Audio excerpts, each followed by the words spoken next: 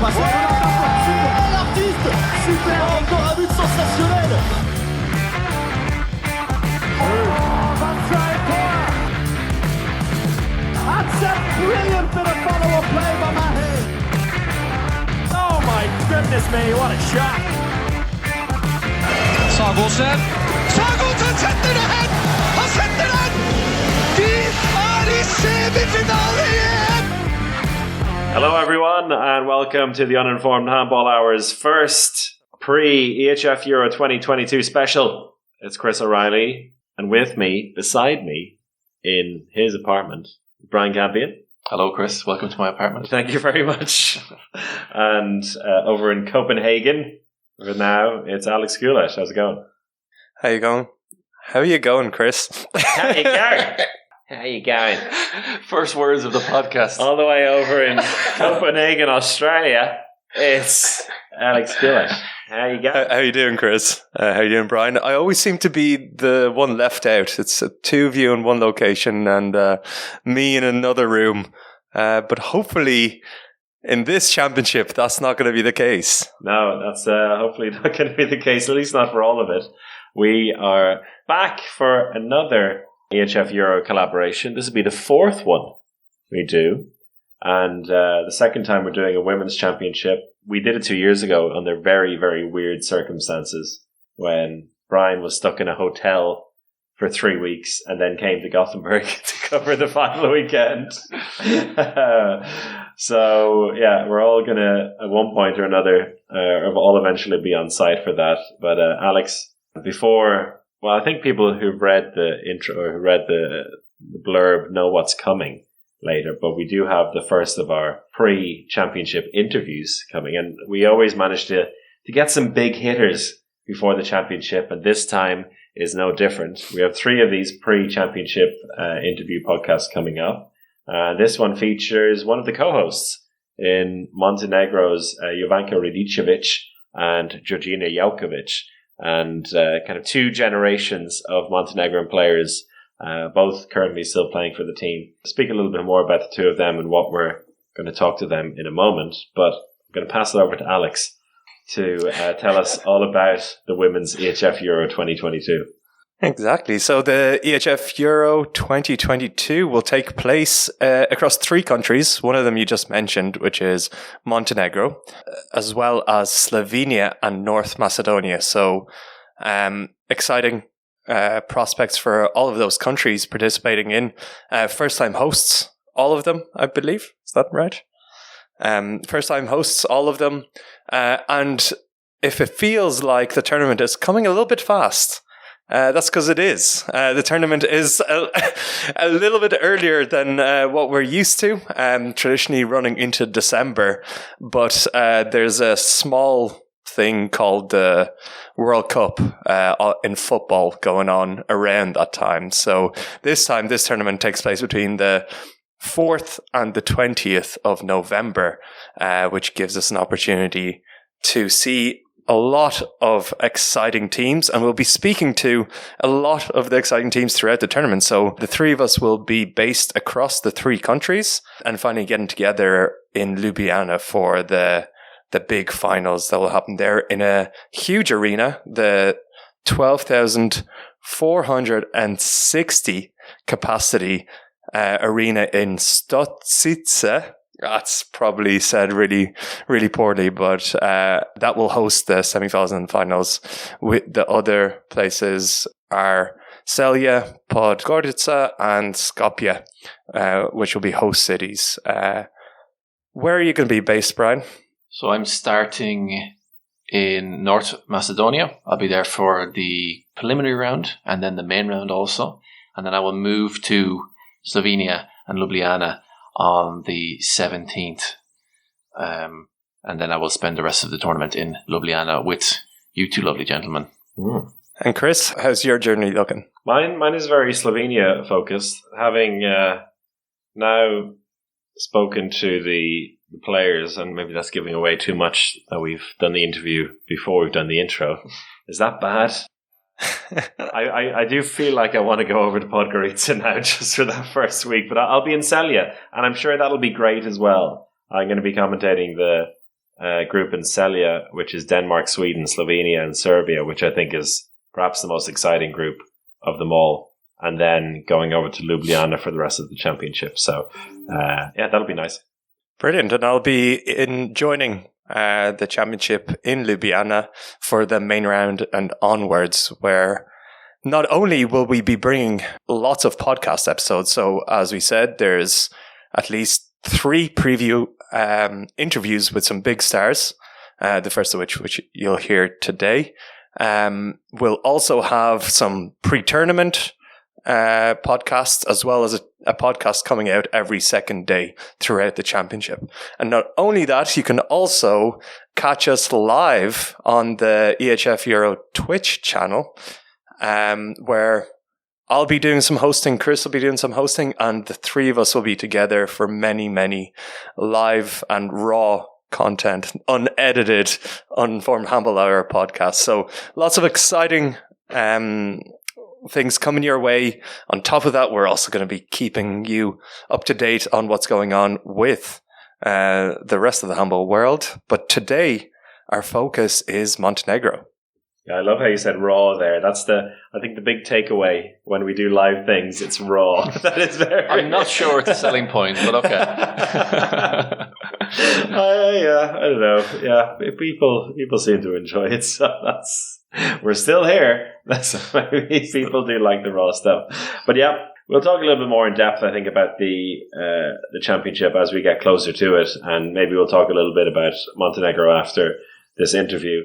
But we'll go into the interview now. Brian and I had the pleasure of speaking just before we're talking now with Jovanka Radicevic and Djurdjina Jaukovic. Radicevic, who was a part of the Montenegrin team since it was formed in 2006, so since they got independence.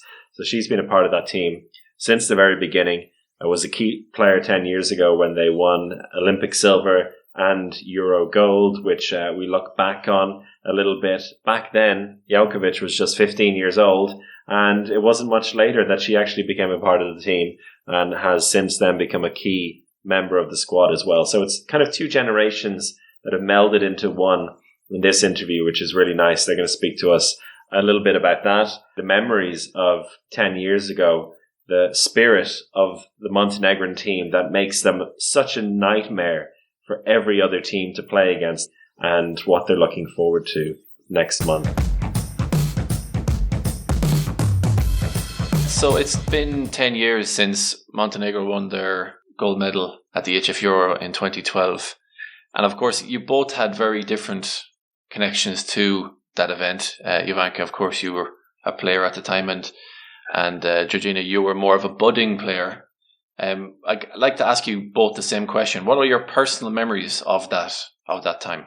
We'll start maybe with Jovanka. Looking, of course, it was before 10 years, so long, but always are really nice and really good memories, because we did this year something what really I don't know, and I don't remember that some national team took 2 medals in this short period like we did with Montenegro on Olympic Games and after European. And for me, always make some really nice memory and emotion. And sometimes it's really hard to explain with the words, because we are a small country, and for us, a jersey of national team is something special to every one of us. And yes, we did something big for our country, and even if it's past 10 years, always it's nice to remember this final against Norway in Belgrade. And I'm really proud that I had chance to be part of that team.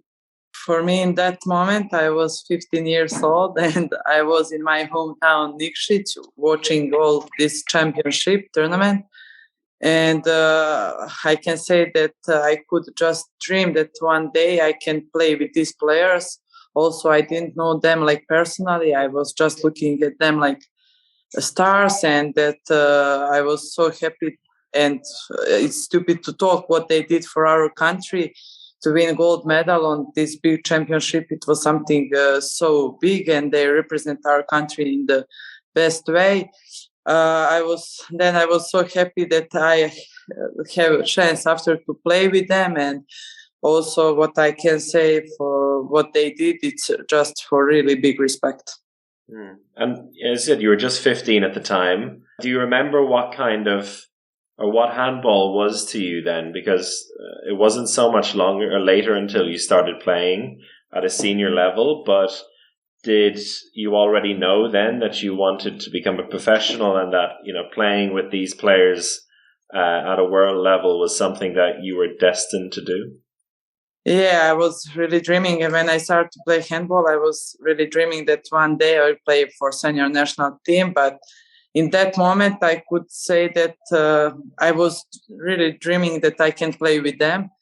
I know that, okay, maybe I can do that, but I was so young, and watching them on TV, it was really like, I couldn't say that I was expecting that in 2 years after that I will play with them. And then after that happened, and for me, that championship, 2014, it was my first championship with national team. And I wasn't playing so much because I was one of the youngest, but I was so happy that I can make massage to them or bring them water.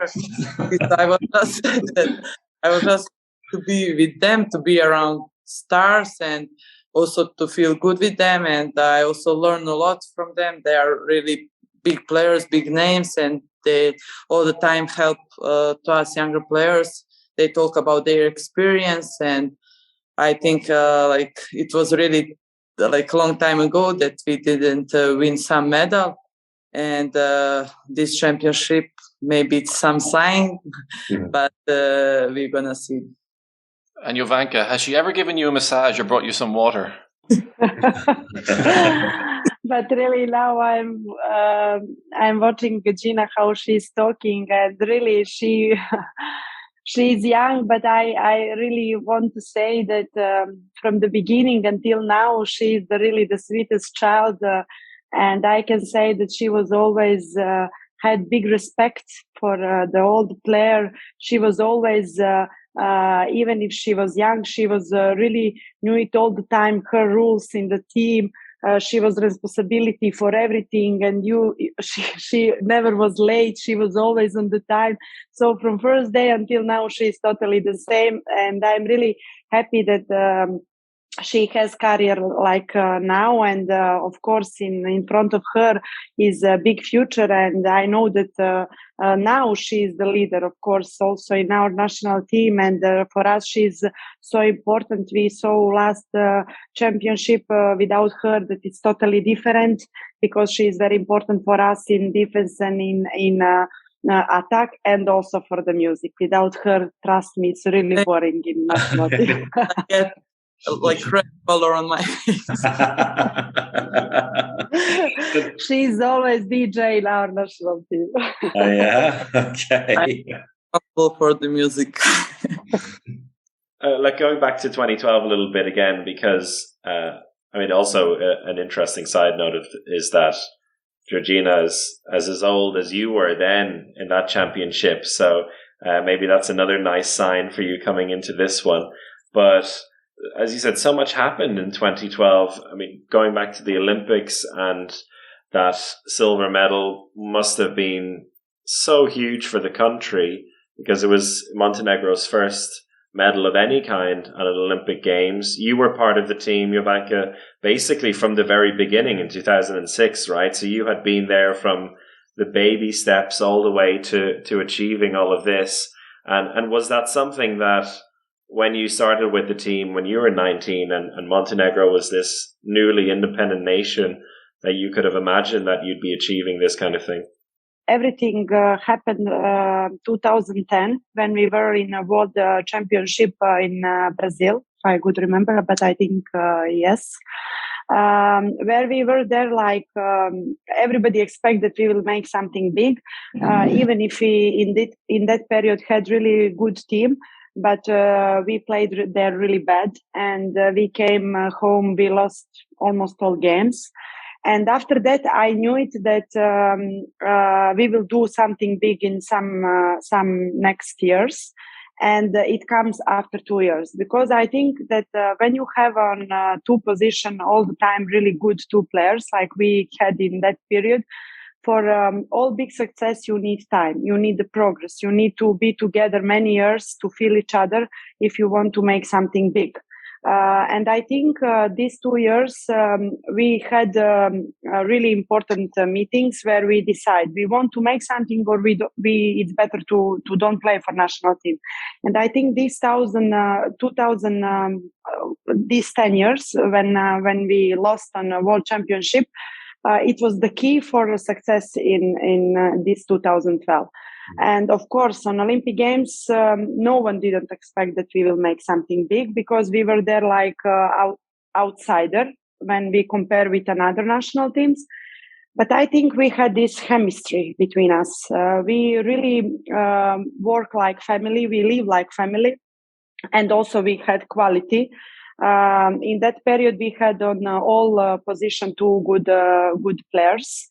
And I don't know, something happened between us. I think most important is this chemistry, because when you go somewhere without pressure, like we was on Olympic Games, you play without any kind of pressure, relax, and we show our best, how we fight with energy. We trust each other, really. We fight for each other. For us was the game everything. So we showed that, and on the end we had Olympic medals. Of course, in that moment, I think we didn't recognize what means that for our country. But even if it's past 10 years, now we can see what we did. I really hope that that we will make something more on Olympic Games, but it will be more harder and harder. Everything changed, and in that period after Olympic Games, Bojana and Maja, they stopped. And of course, when they stopped, everybody was thinking that we cannot do nothing anymore without them, because in that period, Bojana was a really big star, and she played really good, and for our team, she was really important. And of course, again, our character and energy, we had chance in Belgrade. And I don't know why, but how I remember, it was really in that period, like it was easy to play. Maybe because all this chemistry from Olympic, we put only just some 6 months later. And when we came in semi-final, we were like, what we did now, so everyone was surprised. And I remember this final, when we wake up, trust me that we couldn't walk on breakfast. We came on breakfast, everyone has some pain in the knee, in the shoulder, because with Dragan Adžić was all the time important defense.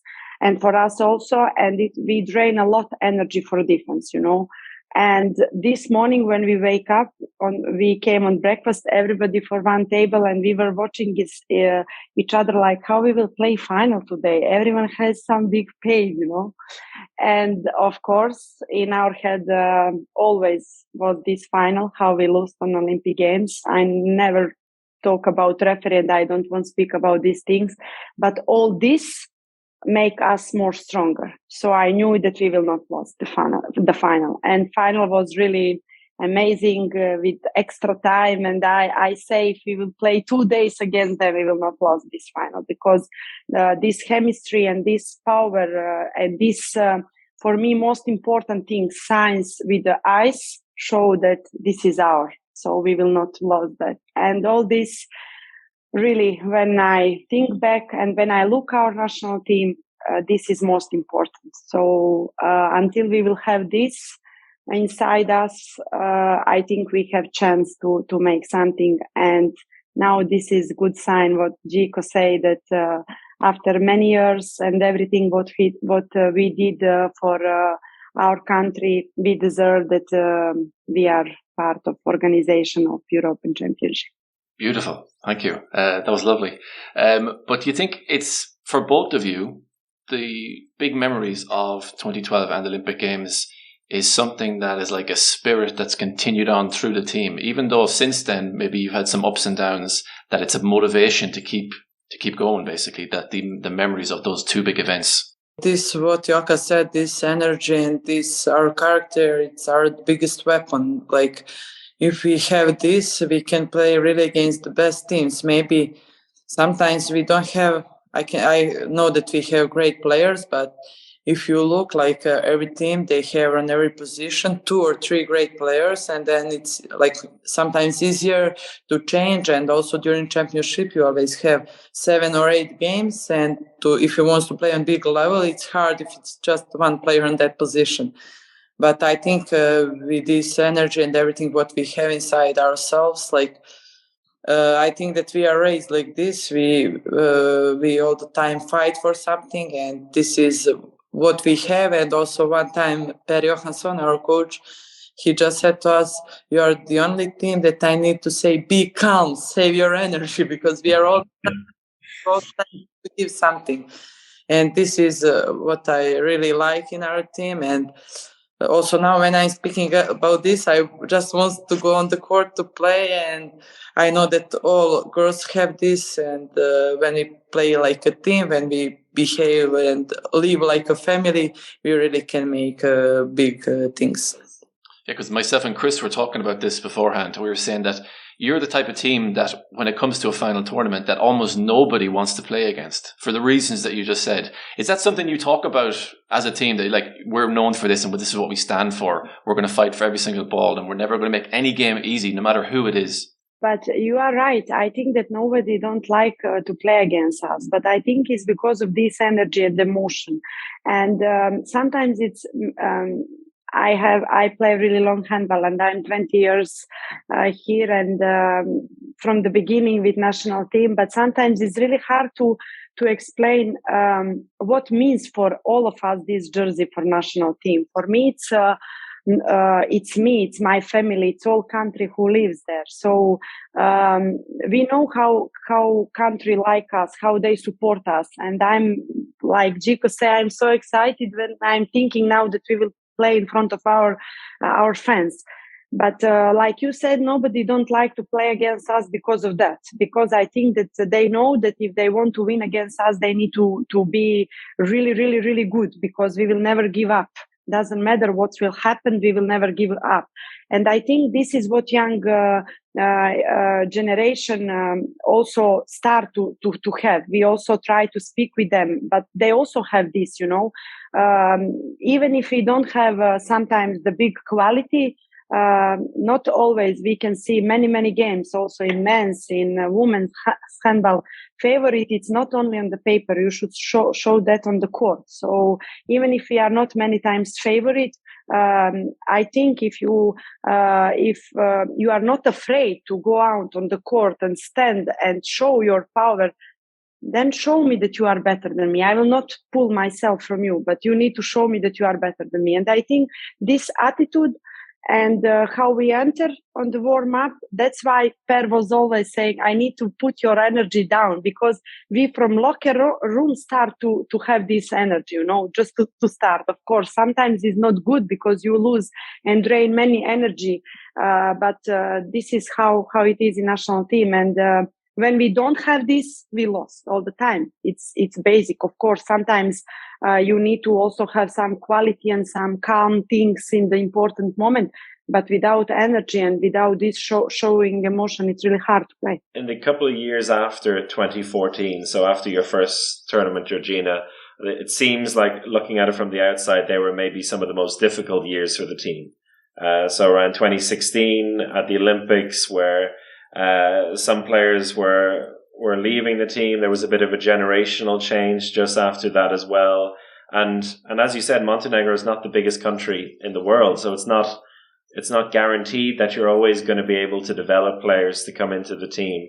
Were there any particular times in the last few years that have been very difficult and made you said, Jovanka, that it's your family and there's something about the jersey that makes you want to always be there, but it also takes a lot of energy and a lot of time, as well as having a professional club career to be able to balance it.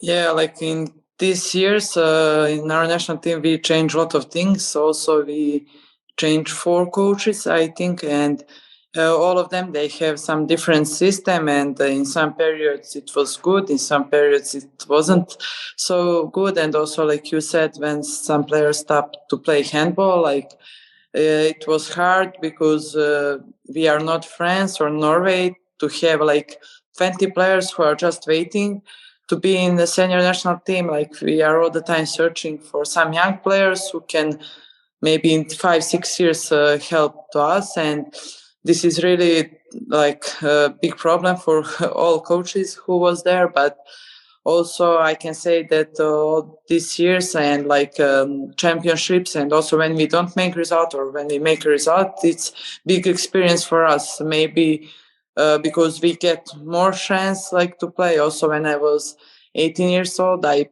played a lot. Maybe if I'm in some other country, maybe I will play 5 or 10 minutes. And like this, I think it's big experience for all of us, like young players in that period. And I think like that just because that I can say that we are ready now for big things and like big goals. Because if I compare with other national teams, like from our generation, it's not a lot of players, but in our national team, I think it's 5 or 6 of us who are 96, 97. And I think this is really big plus for our national team, because we also play in young generation, and I think that we are ready really for big things. So you mentioned there big goals and big aims. Jovanka, what would the big goals and big aims be now for this group of players? Even if we play home, everybody now, I'm speaking here with the girls in my club in the Krim, and everybody say like, you have easiest the group in Europe, and for everyone is easiest another group. But I really think that we have tough group. When I mean tough, it's that everyone can win against everyone. Our goals, it's always to go step by step. First, I want that everybody come healthy. Like Gina say, for us is every player really important. We don't have, like Jico say, players who are waiting just to come in national team. Bojana know all the time who can come, who cannot come, if something happened wrong with healthy, but more or less all the time is the same.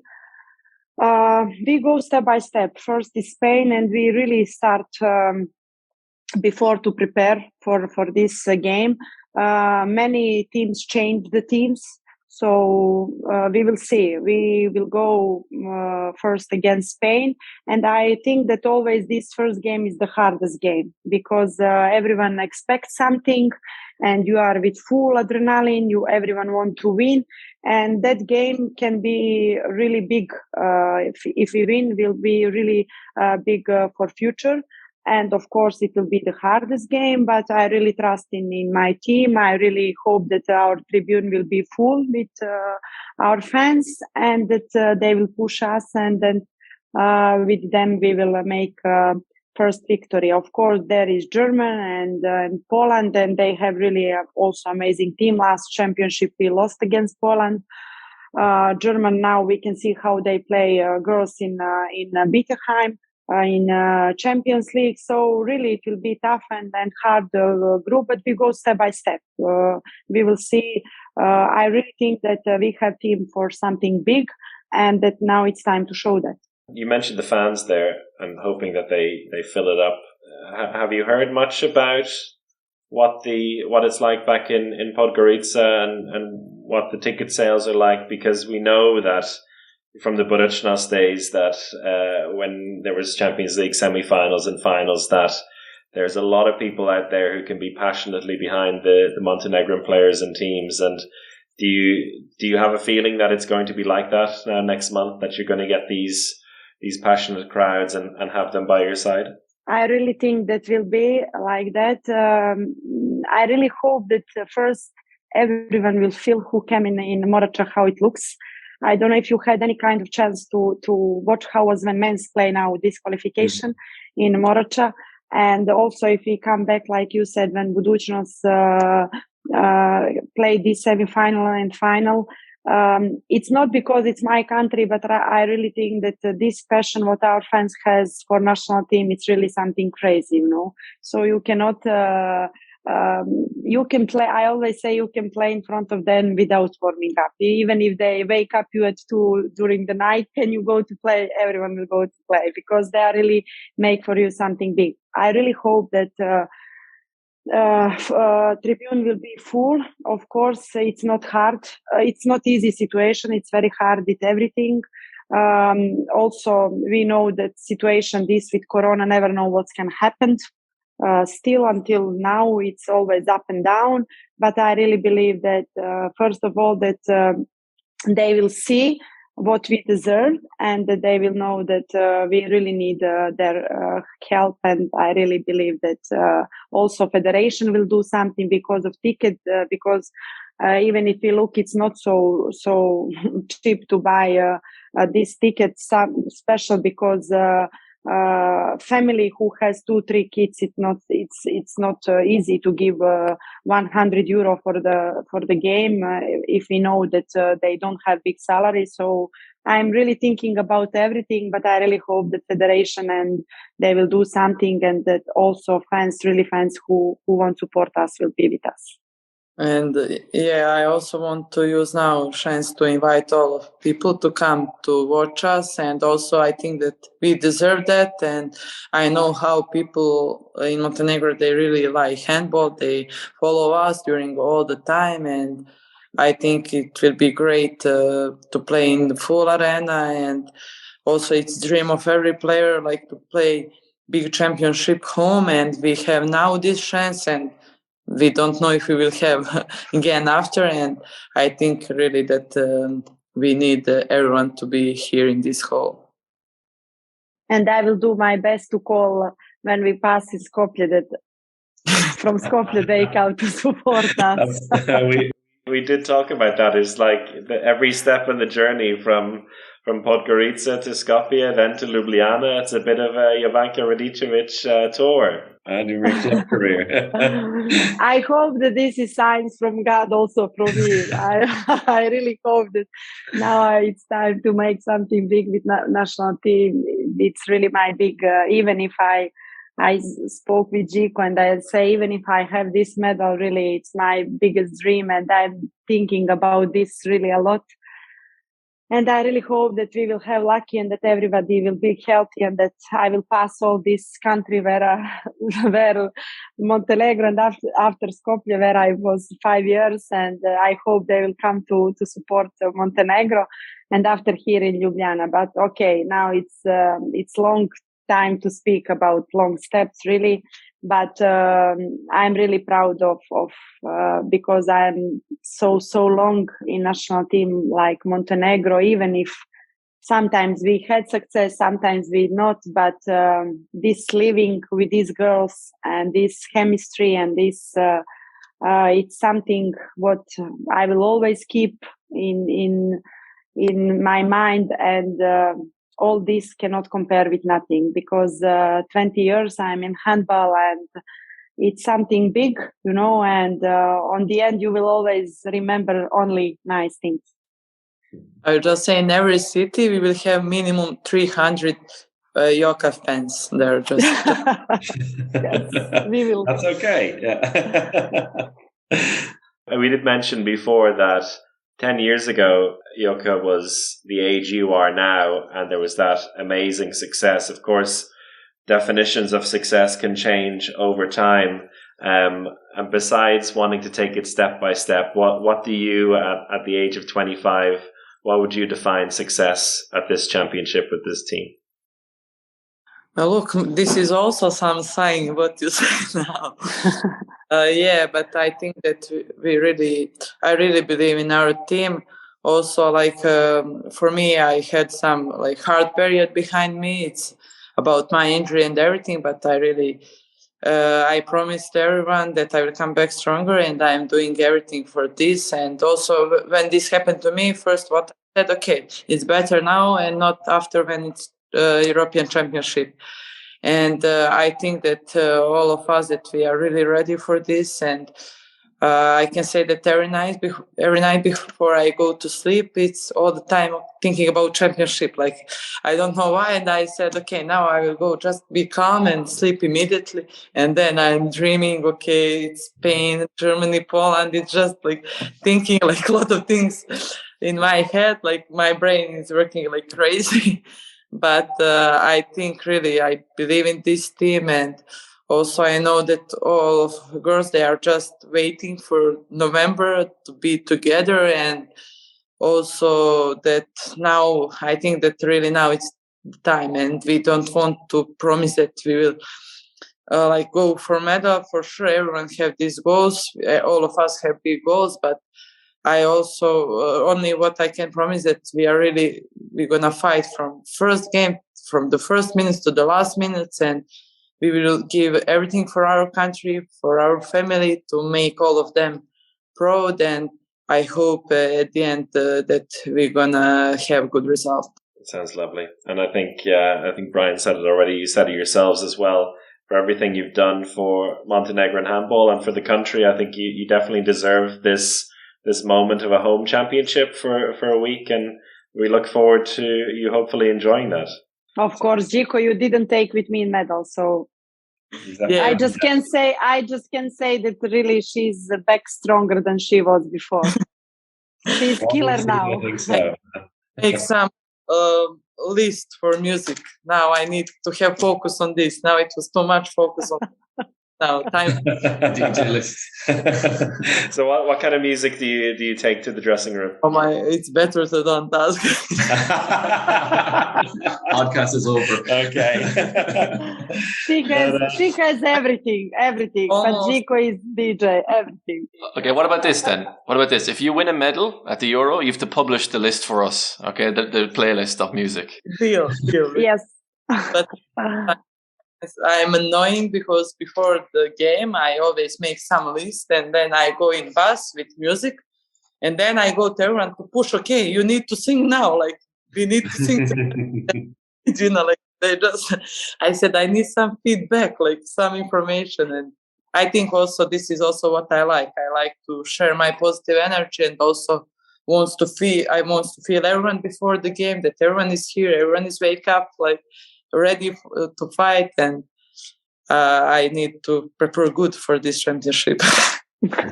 And just don't touch music, because if you say, for example, Litana make her nervous sometimes, and she asks to her like, Jiko, what is this song? And then she say, hey, stop, you don't say nothing about song. So just don't touch playlist. You can touch everything, but don't speak about playlist. Don't touch Jiko's playlist. Okay.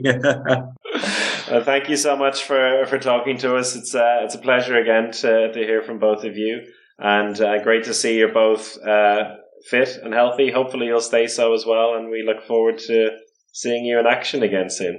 Thank you, guys, and we invite you that you come in Montenegro. Sure, you will enjoy. So I hope we will see that.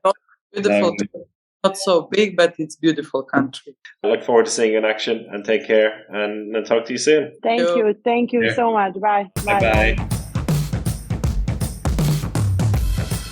Thank you very much to Jovanka Radicevic and Djurdjina Jaukovic. And I must say, often when you interview handball players or sports people in general, you get a lot of platitudes and people speaking in platitudes. But I really thought that I believed every word what they said there, and it really means something different to them to represent Montenegro than maybe other players that we've spoken to over the years. Yeah, it really rubbed off on me. I was listening to it going, God, I'm so proud to be Montenegrin. And I was like, wait a second.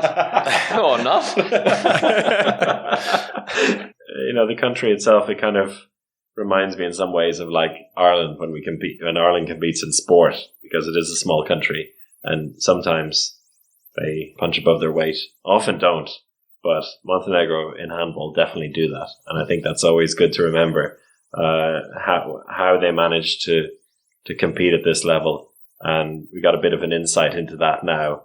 And as we were saying before the podcast, and said a little bit to them as well, they're just a team that nobody wants to be drawn with in a competition, because, no matter how good or bad they are, you're not going to have an easy game against them. It's going to be such a pain in the arse to play against them and to try and beat them. and having a bit of home advantage as well for the group phase is going to make that group, I think, very interesting. Interesting as well that Jovanka's teammates at Krim were saying that they've got the easy group, which I don't know if that's true. I mean, that's Group D with Poland, Montenegro, Germany, and Spain. Spain and Germany, who are top 6, top 8 teams in the world. Poland, who beat Montenegro at the last championship and have some decent players as well. And then Montenegro, one of the hosts. So this doesn't seem too easy to me. And it's really hard to know exactly how that one is going to go out. As they said themselves, these teams can on a given day beat each other. So I wouldn't go ahead predicting 1, 2, 3, 4 there. But still, they have a decent chance of making it through, I reckon. I think it's the tightest group across the 4. Really could go anywhere. And I think that home advantage, as you said, is going to be really crucial for Montenegro. And we've seen some Montenegro home games in international handball. They're pretty hot and heavy and passionate, which, you go into a cauldron when you're playing against Montenegro at home. So that's it's definitely going to be an advantage for them. Okay, so we leave it there for today. That's our first episode, as Chris said at the top of the hour, for our Euro coverage. But there's lots more to come. More details coming to you. If you want to stay up to date on what we were doing pre-Euro and during the Euro, I think the best place to follow us would be on our Twitter channel @HandballHour. Another episode in the books. Thank you very much. From me, Brian Campion, from Chris O'Reilly, and from Alex Kulesh. From everybody at the Handball Hour. Goodbye.